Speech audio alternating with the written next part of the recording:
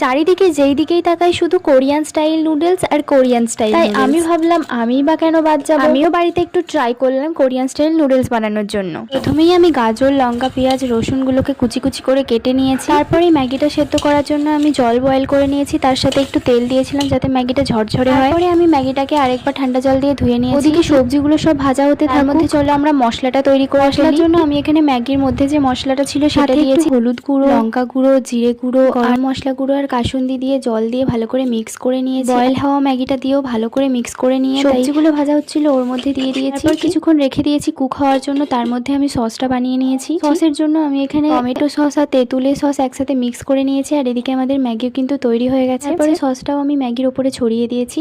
দেখেছি Korean style noodles বানানোর জন্য অনেক পরিমাণে তেল ইউজ করে, কিন্তু আমি এখানে তেল ইউজ করিনি, জল দিয়ে মশলাটা গুলিয়েছি। আর এই যে তোমরা দেখতেই পাচ্ছ ম্যাগির ফাইনাল লুক, খেতে কিন্তু জাস্ট অসাধারণ হয়েছিল। তোমরা একবার ট্রাই করতে পারো।